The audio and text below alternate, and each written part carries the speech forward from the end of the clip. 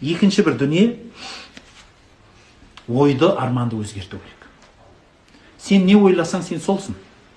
Біреу айтқан екен, жүрегіңнің қайда жүргенін білгің келе ма депті.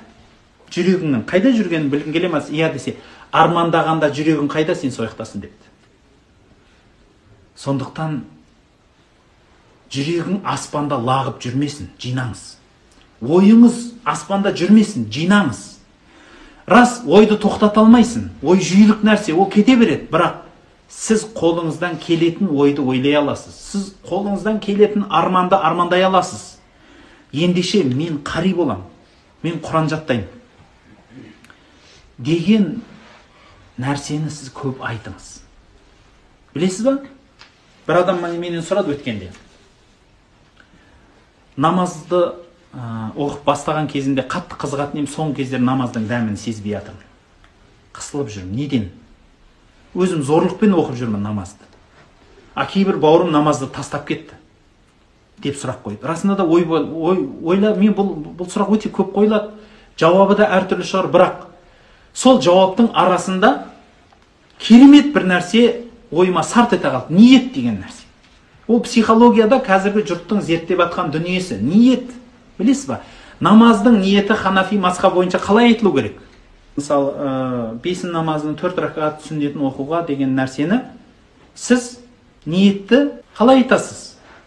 Ең қарапайым, біріншіден ниет қарапайым болу керек, қысқа болу керек, нақты болу керек. Ниет қылдым.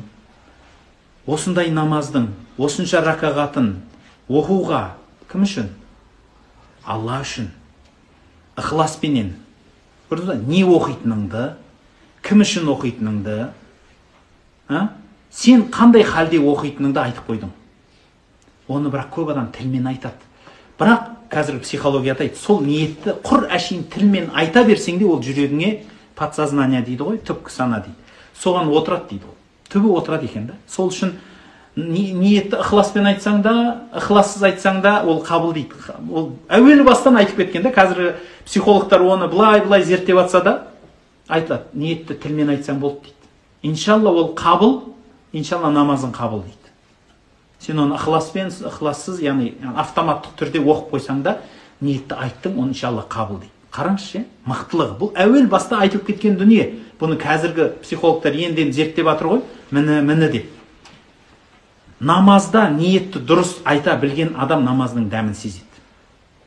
Дәл сол сияқты істе пайғамбарымыз айтқан жаддиду ниятакум. Өз ниеттеріңді жаңартыңдар. Әр ниетті жаңарту керек. Күніге таңертең тұрғанда ниет қылыңыз. Кешке жатарда ниет етіп жатыңыз. Әр істі бастарда ниет қылыңыз. Құран кітабыңыз ашып алыңызда бисмиллахир-рахманир-рахим ниет қылдым. Не үшін? Алланың ризалығы үшін, ықыласпен осы Құранды жаттаймын. Және иншалла осы Аллахым өзіңнен сұрайтыным осы жаттаған Құранымды амалда қыл, ойыма оңай қыл, жаттауымды кең қыл, түсінікті қыл, тез жаттап алайын деп сұраңыз Құдайдан. Құранның алдында тұрсыз ғой, қабыл болады. Ниет. Сол үшін ойыңды жина, арманыңды жина. Сенің ойың қайда, сен сондасың. Сенің арманың қайда, сен сондасың. Сол үшін сенің ойың мен арманыңды мақсатың шешсін. Яғни, не нәрсені мақсат қылдың, сол нәрсені ойла, сол нәрсені арманда. Сонда ойыңда, мақсатыңда жинақы, арманыңда бүтін және өлшемді болады. Лағып аспанда жүрмейсіз.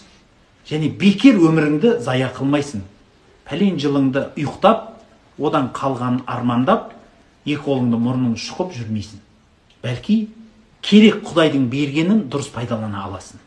Бірақ әдет деген дүние бар. Білесіз ба? Сіз бір істі өзіңізге зорлықпен істете аласыз. Бірақ ол қашанғы болады? Ойлаңызшы, адамның күш жігері бастан аяқ тоқтамайтын күш жігерден тұру мүмкін емес. Күш жігер бір кезде келеді да, бір кезде түсіп қалады. Сол үшін егер сіз бір нәрсені сіз жігермен істесеңіз, күшпен істесеңіз, ол бір уақытта не қылады? Түсіп кетеді. Сол үшін сіз істей алмай қалатын уақыт болады. Ал ол нәрсені не нәрсеге айналдыру керек? Сіз оңай істеу үшін. Және істеп атқан кезде сіз соны іздеп, соны істемесен қиналып қалатындай дәрежеге апару үшін сен оны әдетке айналдыру керексің. Мысалы, сен күніге таңертең жүгіруді әдетке айналдыру үшін сен оны ішке кіргізіп жіберу керексің. Психология сөйтеді, подсознание дейді. Сен мысалы Құран оқуды сондай дәрежеде әдетке айналдыру керексің. Оқымасаң ауыратын адам болу керексің ғой. Кәдімгі наркоман адам сияқты. Құран оқымадың ба, сен оны іздейсің. Мен оқымадым Құран. Бір нәрсем жетпей тұр. Мысалы намазды алғашқы уақытында оқып қалу сондай бір дәрежеде. Сол істі істегеннен кейін оны іздеу үшін міндетті түрде, мысалы Құран оқыдың ба, сабағыңды оқыдың ба, ұстазыңнан бағаңды алдың ба, сен келгеннен кейін секунд, көп емес, бір 10 секунд ше өзіңе уақыт бер да өзіңді мақта. Және ұстаздарға да айтатыным сол. Алла разы болсын, бүгінгі сабағың дұрыс болыпты. Осы еңбегіңнен қайтпа деп ұстаздарға да өтінішім, поддержка бер балаңа. Ол қуат, балаға күш қуат береді. Психологияда ол сол уақытын күш қуат береді да, сол кішкентай, ол алдау сөз емес.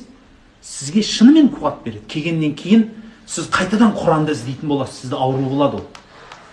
Келеді да, сіз Құран оқисыз, оқымаған күнің сен іздейсің. Ал істеп болғаннан кейін өзіңе айт, альхамдулилля, енді кім болдың? Енді бір қадам болса да арманыңа жақындадың. Бүгін бір бет тапсырдың, альхамдулилля, ертең тағы бір бет, тағы бір бет, тағы бір бет, осылай кете берем.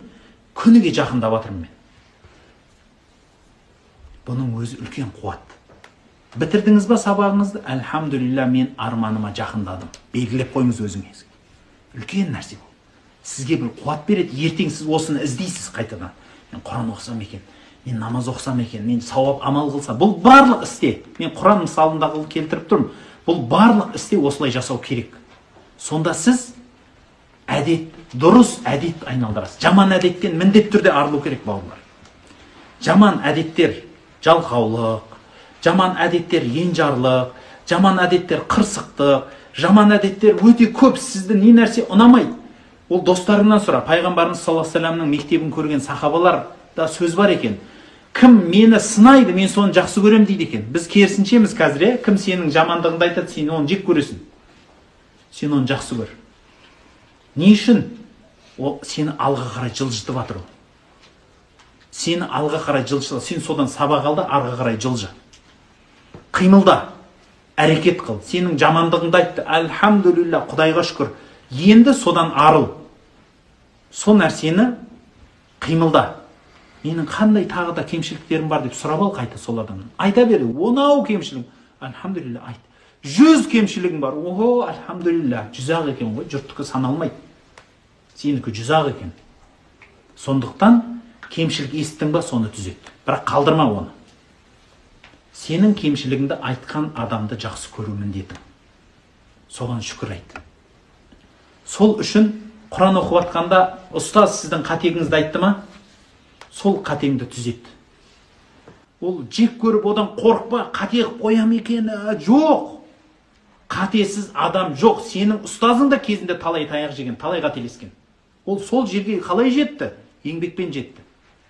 Сен де иншалла қателесіп алсын, альхамдулилля, Құдайға шүкір. Бірақ сол қатені келесіде тағы да алып келу емес. Сол қатені түзету керек. Сонымен жұмыс жаса. Бұл сені қуаттандырады, сенің адам екеніңді білдіреді. Сен қателестің ба, сен адамсың, сен тірісің. Сен алға қарай жүруге саған мақсат табылды. Сол қатеңді түзетіп алға қарай жүруің керексің. Қатеңнен қорықпа. Мен қатем көп екен деп ойлы. Сенен басқа адамдар қатесіз күшті қылып атқан сияқты көрінеді, ол өтірік. Оның қатесін айтпай атқаны, онда оның қатесін айтатын адам табылмаған, ол наоборот бақытсыз, керісінше. Ол керісінше бақытсыз адам. Оның қатесін айтпады. Сенің қатеңді айтатын адам бар, сен бақыттысың. Сондықтан Құран оқуға ұстаз керек, міндетті түрде сіздің қатеңізді айтатын. Дұрыс әдет. Біріншісі қарапайым болу, екіншісі дұрыс мақсат қою, үшіншісі ой менен арманды жинау, төртіншісі дұрыс әдет. Жақсы әдетті алу, жаман әдетті тастау. Бұл сіздің қолыңыздан келеді. Ең оңай рецепт әдетті реттеудің.